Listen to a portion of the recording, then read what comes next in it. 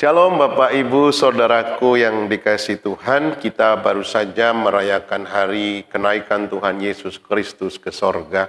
10 hari setelah kenaikan Tuhan Yesus ke sorga, Roh Kudus yang dijanjikan oleh Tuhan dicurahkan hari Pentakosta. Tetapi 10 hari itu, murid-murid menantikan pencurahan Roh Kudus. Di dalam Kisah Para Rasul 1 ayat yang keempat, firman Tuhan katakan demikian.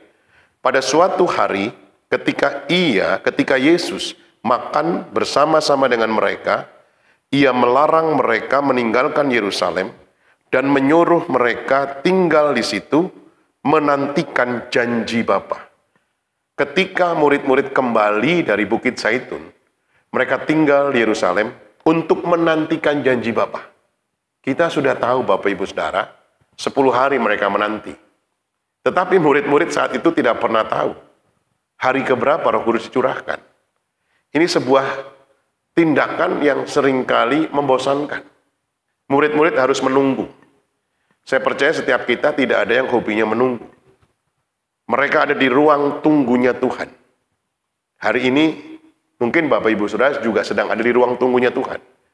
Ketika sakitmu belum disembuhkan Tuhan, engkau ada di ruang tunggunya Tuhan. Ketika ekonomimu belum dipulihkan Tuhan, engkau ada di ruang tunggunya Tuhan. Ruang tunggunya Tuhan berbicara ruang antara pengharapan dan penggenapan janji Tuhan. Dan banyak orang percaya tidak menikmati janji Tuhan karena tidak mau bersabar menanti waktunya Tuhan ketika ada di ruang tunggunya Tuhan. Ketika ada di ruang tunggunya Tuhan, yang Tuhan mau kita lebih mengenal Tuhan. Kita lebih percaya kepada Tuhan. Mengapa? Karena karakter kita dibentuk. Saudaraku, bagi Tuhan membentuk karakter itu lebih penting, jauh lebih penting daripada sekedar keberhasilan kita. Dalam perjanjian lama ada satu tokoh bernama Yusuf. Di usia 17 tahun Yusuf bermimpi untuk menjadi orang nomor 2 di Mesir. Tetapi mimpinya menjadi kenyataan ketika usia 30 tahun.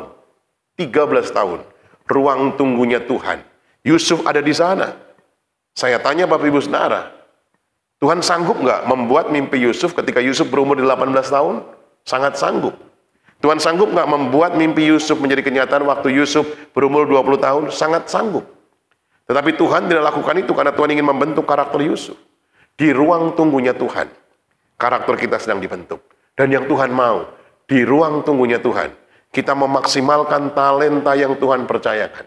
Ada satu perumpamaan dalam perjanjian baru, seorang tuan yang sedang pergi keluar kota, dia meninggalkan 3 budaknya dan dikasih 5 talenta, 2 talenta, 1 talenta. Apa yang terjadi? Yang 5 menjadi 10, yang 2 menjadi 4, tetapi yang 1 talenta tetap 1. Tidak mengembangkan talentanya.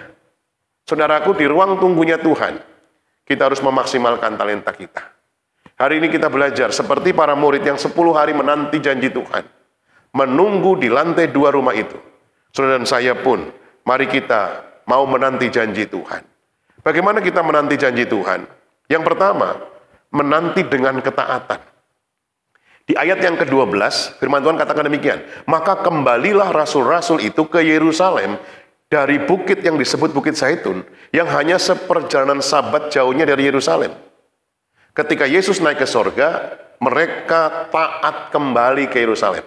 Saudara bisa bayangkan, seandainya Petrus dan Yohanes mau iseng, nongkrong dulu yuk di Galilea. Bisa, saudara. Tapi mereka mau taat. Respon ketaatan murid-murid bukan hanya saat Tuhan masih ada di bumi.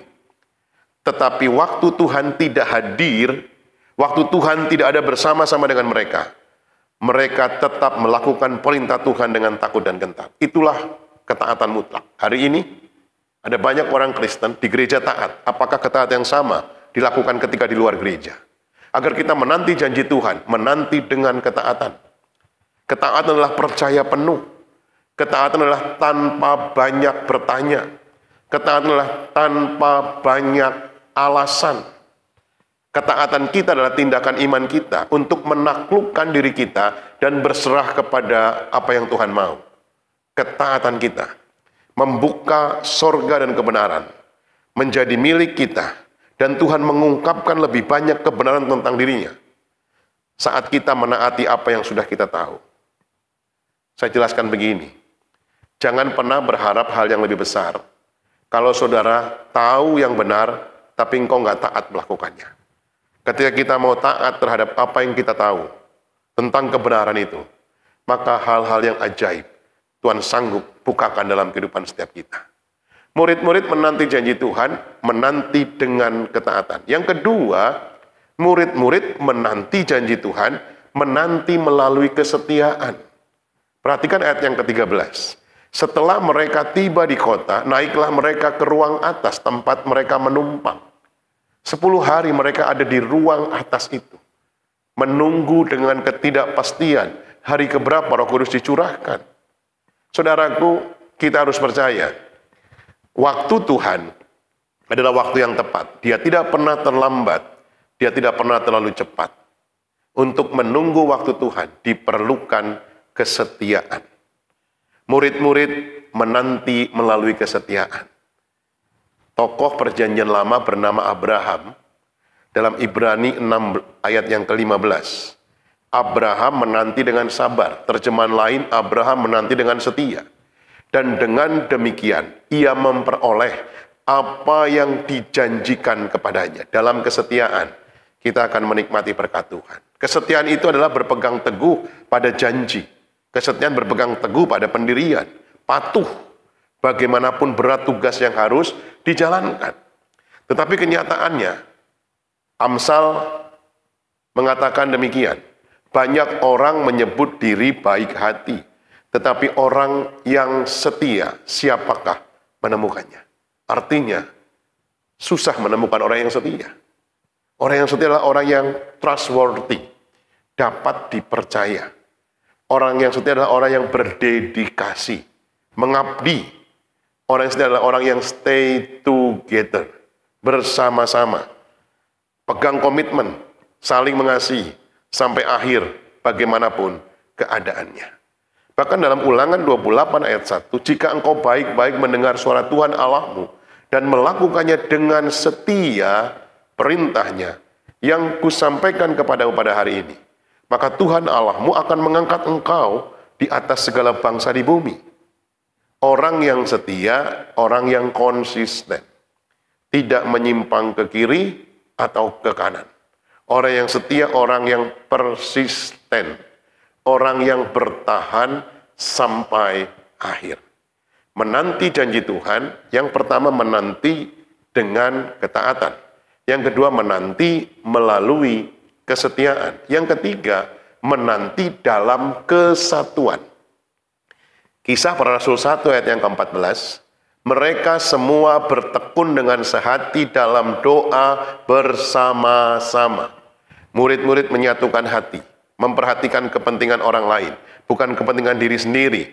Punya satu kasih, satu tujuan, untuk sungguh-sungguh nama Tuhan yang dipermuliakan. Kesatuan itu berarti besar, sebab ketika kesatuan sudah tidak ada lagi, maka iblis dengan mudah akan memporak-porandakan semuanya.